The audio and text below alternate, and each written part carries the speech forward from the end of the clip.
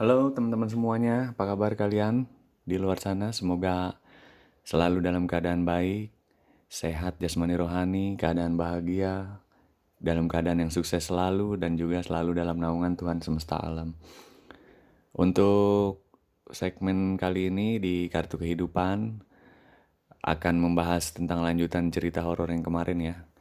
Sebelum itu saya ucapkan terima kasih kepada teman-teman yang udah subscribe, kemudian udah nyalakan tombol loncengnya. Kemudian untuk teman-teman yang baru bergabung, saya ucapkan juga terima kasih. Jangan lupa dinyalakan subscribe, ditekan tombol subscribe-nya dan juga lonceng notifikasi untuk membangun channel Kartu Kehidupan ini jadi lebih baik lagi gitu ya dan semangat ke depannya. Untuk yang mungkin ingin private reading bisa langsung deskripsi aja ya, itu bisa langsung DM, bisa juga inbox ke Facebook seperti itu. Nanti mungkin selanjutnya akan via WA ya. Langsung aja saya sambung cerita horor di part 1 kemarin. Ini sekarang part 2 dengan masih judul yang sama, awal perkenalan dengan sosok gaib yang ingin mendampingiku seperti itu. Kemarin di part 1 itu kita sudah sampai ketemu ya. Kemudian ketemu dalam artian secara suara ya, dia memberikan masukan, tapi ketika saya tanya balik, dia diam gitu, seperti itu. Langsung saja ceritanya kita mulai, oke teman-teman? Saat itu saya sempat menanyakan ya, menanyakan maksudnya eh, apa maksud dan tujuannya gitu loh untuk ada bisikan itu datang ya kepada saya. Setelah kemarin saya agak sedikit pemulihan juga ujian hari pertama ya, pas ujian kenaikan kelas itu, saya itu akhirnya sempat penasaran juga gitu menanyakan. Tapi ketika selalu saya bertanya itu sosok gaib itu diam gitu, maksudnya tidak ada jawaban seperti itu. Sampai mungkin beberapa hari dia tetap masih gimana ya, saya masih bisa merasakan akan kehadirannya gitu, kehadiran di sekeliling saya seperti itu. Tapi dia diam seperti itu.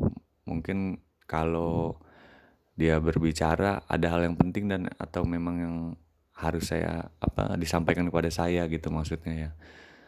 Dan hari berganti, hari demi hari berlangsung seperti itu. Kemudian ada suatu kejadian ketika saya itu mau berangkat ke sekolah seperti itu, sama untuk menghadiri ujian ya. Kalau nggak salah itu saya ingat-ingat sekitar kemarin kan Senin itu ya, Senin sekitar hari antara Kamis atau Jumat gitu ya, seingat saya tergesa-gesa itu karena waktu itu kebetulan pagi itu saya kesiangan bangunnya seperti itu.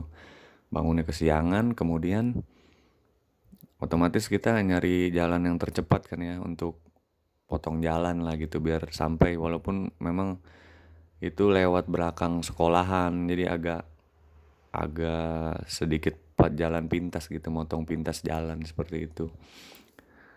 Tapi ketika saya menjalani jalan itu, bisikan itu kembali muncul gitu loh, melarang saya supaya jangan lewat situ gitu.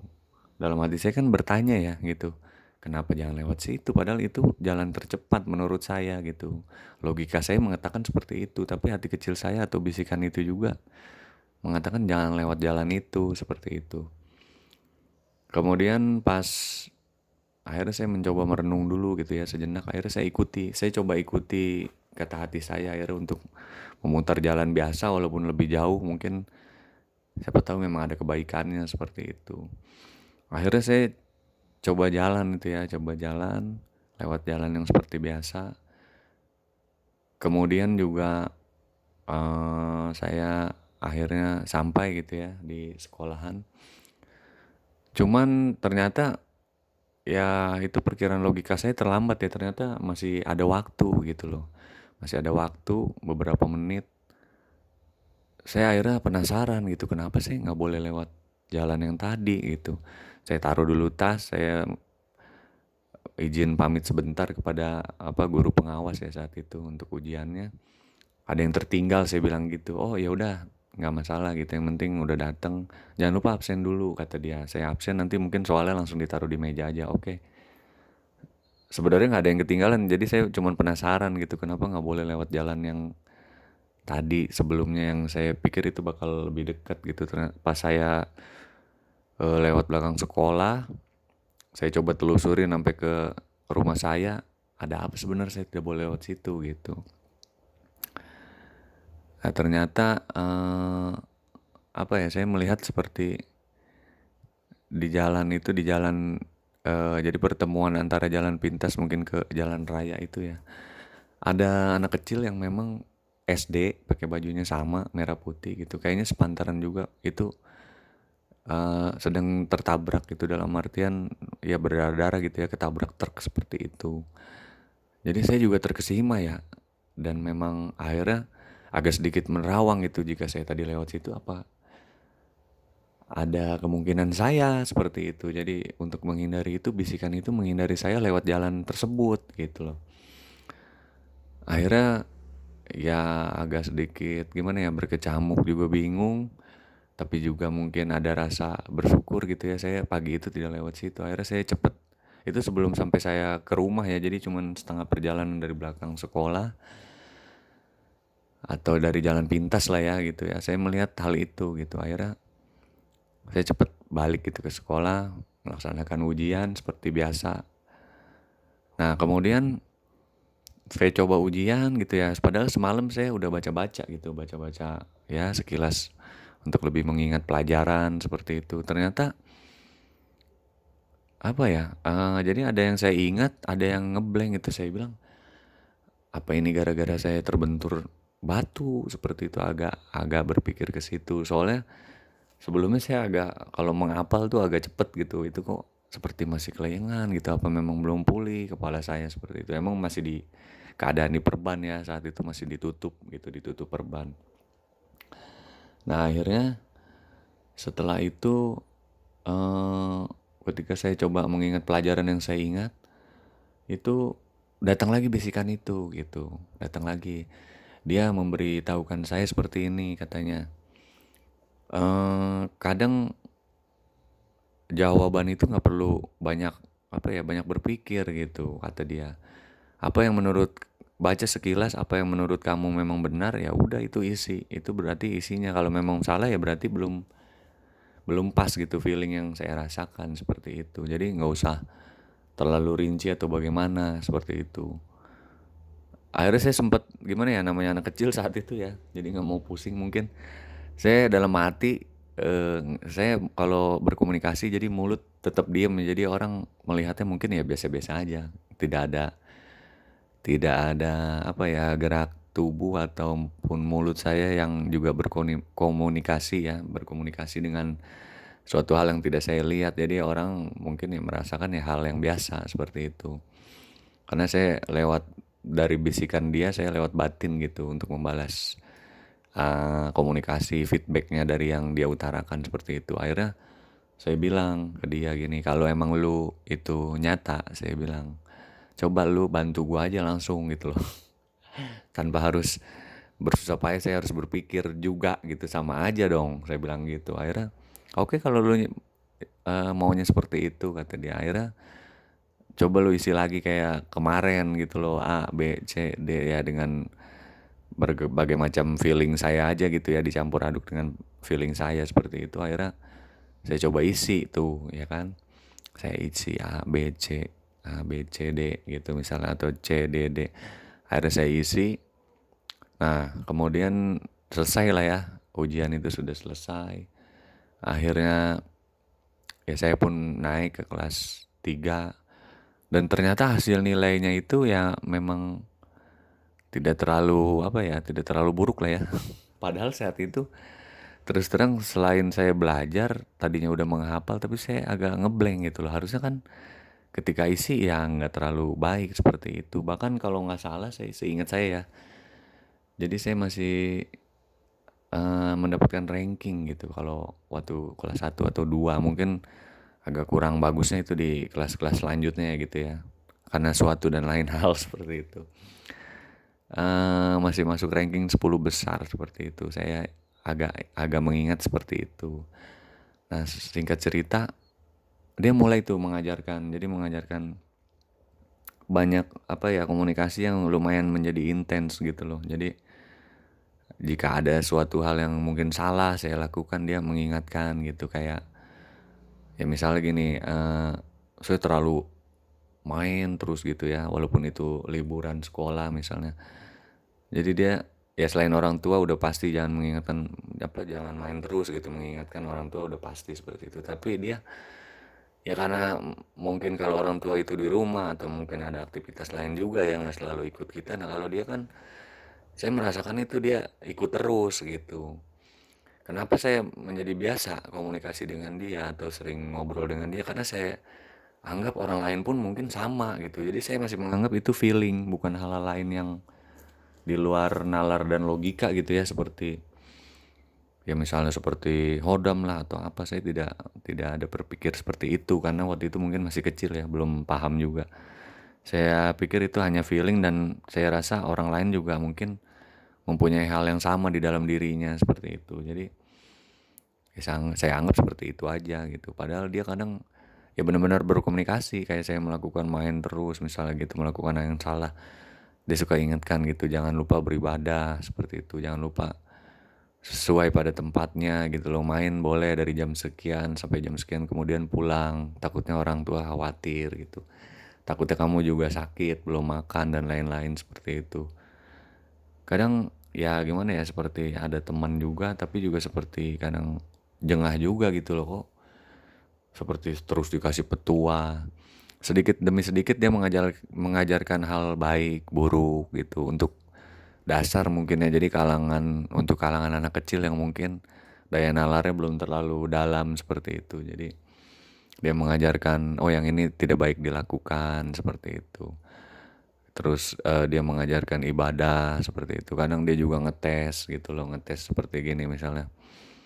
Menurut kamu teman, sebut aja A gitu ya, si A itu baik atau enggak gitu misalnya, kata dia. Jangan langsung dijawab dengan logika, kata dia. Coba rasain dulu dengan hati gitu. Itu kan teman kamu tuh. Ini mah ibaratnya ujian kecil-kecilan lah dari saya seperti itu. Saya bilang kayaknya sedang sih gitu. Maksudnya dia kadang mungkin ada sifat culasnya, tapi kadang juga dia memang tulus gitu loh berteman seperti itu. Terus dia bicara misalnya, nah itu udah agak baik tuh, menalarkan dengan hati itu gitu, udah agak mulai benar seperti itu. Atau misalnya kadang dia mengingatkan juga gitu, misalnya oh temen yang ini kayaknya kurang baik nggak gitu, lebih baik lu tuh agak gimana ya, jaga jarak dalam artian jangan terlalu akrab gitu, tapi kenal atau sekedar mungkin menyapa tidak masalah seperti itu. Kadang saya pun juga suka penasaran gitu loh, maksudnya apa benar yang dia katakan itu, dia seperti itu teman saya itu gitu. Kadang saya coba deket juga dulu karena saya merasa dia pun ya belum tentu menjadi penuntun yang terbaik kan seperti itu. Akhirnya setelah saya jalani misalnya ya, coba kalau dia melarang jangan akrab, saya malah kadang coba gitu akrabin dulu, dibikin apa ya, santai dulu gitu loh, asik bergaul dengan dia. Ternyata terbukti sifat yang eh, gaib itu katakan kepada saya benar seperti itu. Jadi dia udah mulai tuh ya, mulai intens. Tapi setiap saya bertanya, eh ya dia itu siapa, bentuk wujudnya apa gitu, kok mau baik menemani saya seperti itu, mau memberikan petua seperti orang tua saya seperti itu, selalu menjaga saya. Kadang bahkan ya kalau boleh dikatakan tidur ketika saya maksudnya ya di tempat temen dimanapun gitu, bahkan ketika di kamar mandi pun bisa jadi dia ikut gitu loh seperti itu. Kadang memberikan inspirasi pada saat ya mungkin kita aktivitas pagi ya, pagi hari di kamar mandi seperti itu, bersiap-siap ke sekolah dan lain-lain gitu. Jadi dia kadang memberikan masukan juga gitu sambil mungkin kita bersiap-siap seperti itu. Dan apa ya, seiring berjalan seperti ada step-stepnya gitu, seperti ada apa ya, ya langkah-langkah yang dia ambil gitu loh untuk mungkin membimbing saya itu ya. Mulailah diperkenalkan saya bisa melihat ini dan itu ya, sedikit bisa melihat seperti itu. Tapi tidak selalu gitu. Jadi mungkin entah dia bukakan gitu ya secara mata batin saya, kemudian ditutup kembali gitu untuk agak sedikit memperkenalkan makhluk-makhluk seperti itu atau bagaimana saya juga kurang jelas. Tapi yang jelas sewaktu apa ya, dia seperti mengetes juga gitu loh, udah siap belum nih kalau misalnya ngelihat yang seperti ini gitu, bentuknya seperti ini gitu. Kadang saya bilang ya dicoba aja gitu. Tapi ketika kita penasaran nih tanya dia juga ya, ya dia itu siapa membimbing tadi yang saya katakan itu, dia selalu bilang menjawabnya itu belum saatnya gitu, belum saatnya engkau mengetahuiku gitu. Yang penting ya jalanilah ke apa ya kehidupanmu secara ya baik-baik aja gitu, normal-normal aja. Terus dia juga berkata jangan jangan juga apa ya bicara pada orang lain dalam artian tentang keberadaanku gitu. Karena nggak pernah ada yang bakal bisa mengerti, dia bilang begitu. Atau mungkin orang lain pun sama, dia bilang gitu. Jadi saya anggap, oh orang lain juga sama kali. Seperti saya ada yang menuntun gitu ya, tapi lebih kepada feeling atau intuisi, udah sebatas itu. Jadi saya nggak anggap itu dia makhluk ya. Cuman ada beberapa hal mungkin yang juga agak sedikit apa ya, agak sedikit janggal gitu ya. Kayak misalnya, hmm, saya ke tempat-tempat yang apa ya menurut orang tuh kayaknya menyeramkan gitu atau mungkin tidak nyaman gitu ya atau angker. Saya merasa ya tempat itu justru hening gitu ya, enak, nyaman dan saya merasa biasa-biasa aja di situ, nggak ada rasa yang gimana ya, rasa yang terlalu mencekam gitu, nggak seperti itu gitu. Tapi memang pada dasarnya manusia ya mungkin feelingnya itu naik turun ya, terkadang juga ada rasa takut seperti itu, misalnya kayak ke jalan yang serem gitu loh atau yang angker, tapi rasa takut saya tidak membawa saya untuk lari ngibrit atau apa gitu. Nah singkat cerita itu dia juga yang tadi mengajarkan saya untuk belajar melihat mungkin sebangsanya ya, saya juga kurang paham waktu itu. Jadi dia seperti izin ke saya gitu, udah siap belum nih nggak gitu, jika diperlihatkan yang seperti ini, seperti apa dulu nih saya tanya gitu kan. Kali ini yang di hadapan lu kan nggak lihat nih gitu, sosoknya wanita gitu, seperti itu. Oh, maksudnya kayak gimana tuh wanita? Terus ya lumayan serem gitu. Ya kalau mungkin di bangsa manusia lu bilangnya itu kuntilanak gitu, kuntilanak dia bilang gitu. Oh, oke lah. Saya kayaknya mau coba juga tuh nggak masalah gitu coba. Nah dia bukakan tuh, kebetulan itu di dapur rumah saya lagi tuh yang lama ya. Jadi apa ya? Tapi ya itu masa masa dulu ya, ibaratnya masa saya kecil gitu. Ternyata ya lumayan kaget ya, pas dibukakan itu saya malah teriak gitu. Kaget karena baru pertama mungkin ya. Biasanya cuma dengar suara-suara, nah itu ngelihat dia seperti ucang-ucang kakinya itu di atas mesin cuci seperti itu, dan saya ya lumayan kaget juga gitu melihat makhluk seperti itu, dan saya langsung ngibrit lari. Ternyata pas saya ngibrit mungkin dia tutup kembali gitu ya, jadi saya nggak ngeliat lagi tuh di tempat mesin cuci itu seperti itu.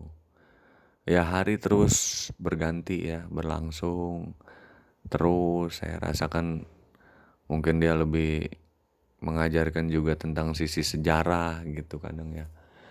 Maksudnya tentang kerajaan-kerajaan seperti itu, yang mana saya kadang kayaknya waktu itu nggak terlalu tertarik gitu loh, juga nggak terlalu paham juga ya gitu. Jadi dia mengajarkan kerajaan ini gitu, kerajaan inilah.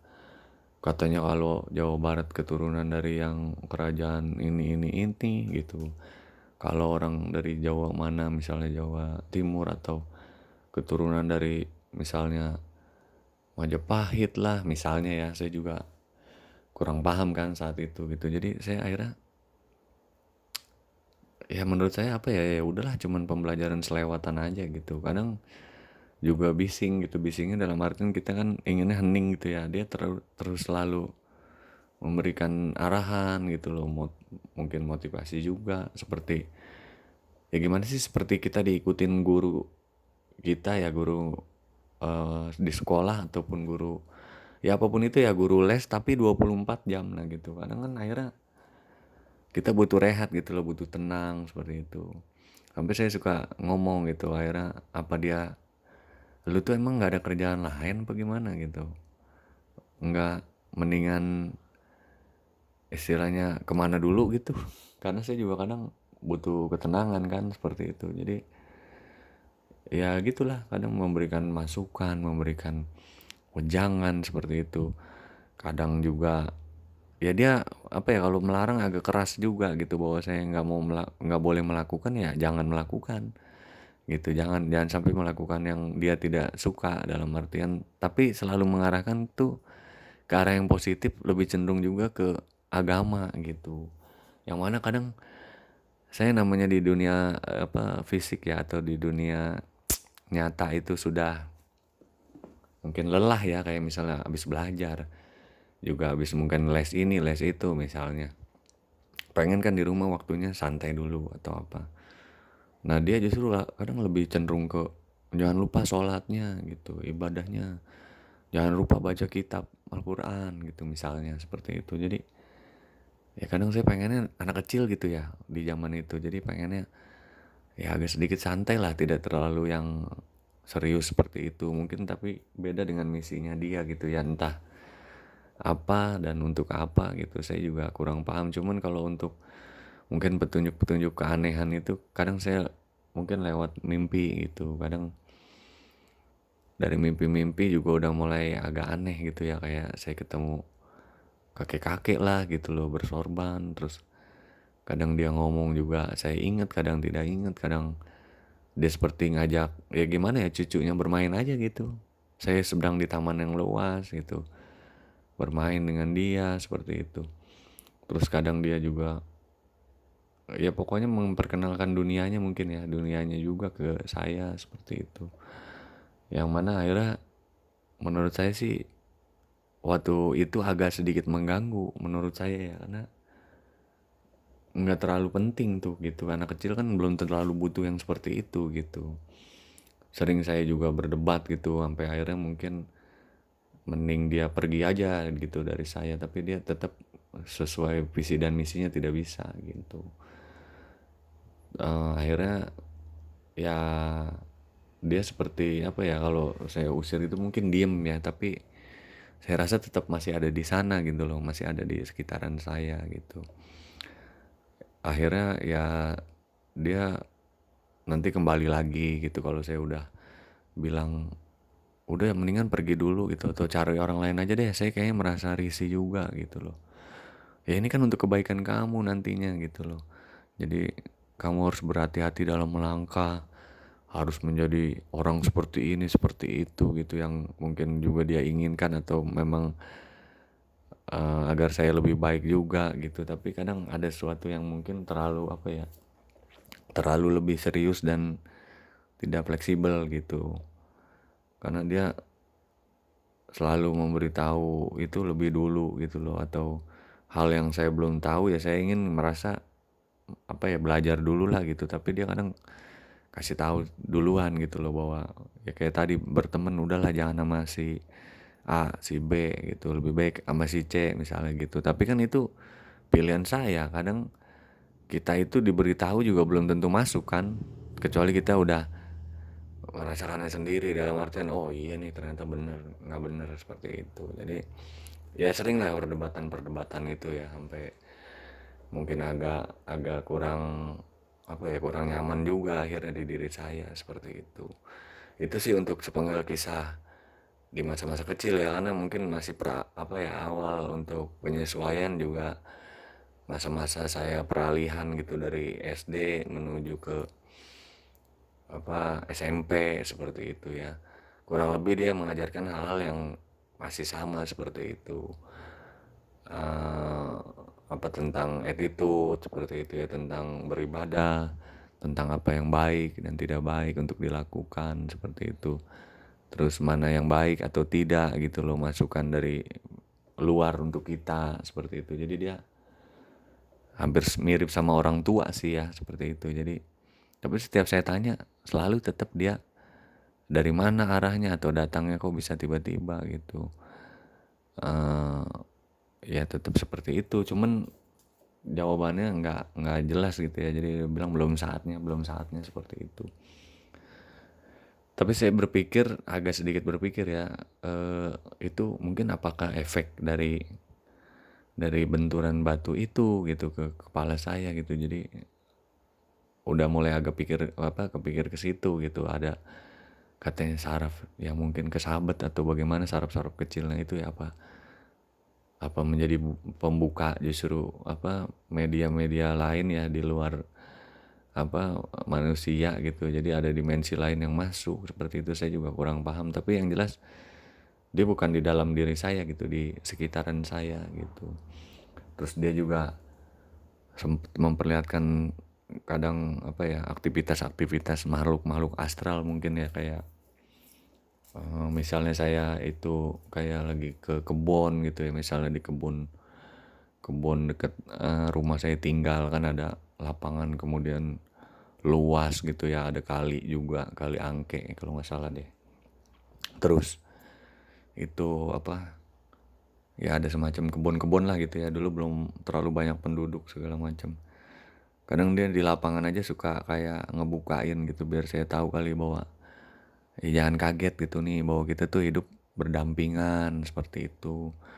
Jaga juga sikap, walaupun kita nggak melihat, jangan melakukan hal yang mungkin semena-mena gitu. Karena ya bukan cuman makhluk-makhluk gaib aja kata dia. Alam pun kan merekam kegiatan kita gitu loh, tingkah laku kita, apa yang kita perbuat. Seperti itu. Tapi kadang saya lebih ke agak gimana ya, masih tanda tanya gitu waktu itu ya. Jadi kayaknya nih makhluk apaan sih, nggak penting deh ngomong-ngomong, kagak jelas banget gitu. Paling lebih perlawanan batin saya seperti itu. Nah, dia bukakan saat itu ya, saya lihat ternyata di lapangan itu yang tempat saya main aktivitas sama teman-teman gitu ya, biasanya waktu malam itu banyak gitu, ada ya seperti kayak pasar kali ya, pasar kagetan gitu. Ada yang berjualan, ada yang jualan inilah itulah, kayak daging-daging mentah, entah itu binatang atau apa. Terus kayak baju-baju mereka gitu, tapi bajunya aneh gitu ya, kayak kalau saya lihat kayak sama aja warnanya, atau kayak baju karung-karung goni gitu ya, tapi agak putihan dikit gitu. Tapi ya seperti baju-baju rajutan gitulah saya lihat. Terus ada yang jual seperti kayak batu-batu mustika atau benda pusaka. Ya layaknya seperti pasar gitu. Nah dia tuh selalu kalau yang mungkin jalan seperti itu ya sama saya tuh nggak nampakin ke saya, tapi kayaknya ketika dibuka mata batin saya itu, makhluk-makhluk itu tuh ngelihat siapa yang jalan dengan saya gitu. Jadi kayak seperti memberi sapaan atau salam hormat sekilas gitu, agak menunduk kemudian seperti tersenyum. Tapi yang saya lihat bukan tersenyum pada saya, ada di belakang atau di samping saya seperti itu. Kemudian ada anak-anak kecil berlari, ada yang wajahnya ya biasa aja ya seperti manusia layaknya, tapi agak pucat gitu. Tapi ada juga yang mungkin bentuk-bentuknya aneh-aneh juga gitu ya, matanya keluar, kemudian kupingnya seperti copot gitu ya, luka tapi masih menggantung. Ada yang jari-jarinya tidak lengkap. Kayaknya kalau dia jelaskan sih di situ ya, ini sesuai penyebab apa dia meninggal seperti itu katanya. Dan ini juga bentuk dari seperti korinnya mungkin ya. Jadi bukan, kalau yang dia ajarkan seperti itu ya ke saya, jadi bukan perwujudan asli dari ruhnya dia gitu, karena ruhnya sendiri sudah ada di alam yang lain lagi seperti itu. Ya pokoknya perkenalan sampai akhirnya saya diperkenalkan hal yang demikian ya, kurang lebihnya seperti itu ya. Karena partnya ini sangat panjang, bahkan sampai di saya bekerja pun saat itu masih gitu loh, ada dia mendampingi saya seperti itu. Tapi sepertinya akan terlalu panjang ya kalau nggak dibagi part-part selanjutnya seperti itu. Paling itu aja ya teman-teman kartu kehidupan untuk cerita part selanjutnya. Semoga bisa dicerna, dinikmati, juga enjoy ya mendengarkannya seperti itu. Kurang lebih cerita singkatnya sih untuk part 2-nya seperti itu. Mungkin nanti ada next part selanjutnya. Terima kasih teman-teman Kartu Kehidupan untuk selalu dukung channel ini agar selalu lebih berkembang. Semoga kebaikan kalian dibalas oleh Tuhan semesta alam. Amin. Saya pamit undur diri. Bye-bye teman-teman.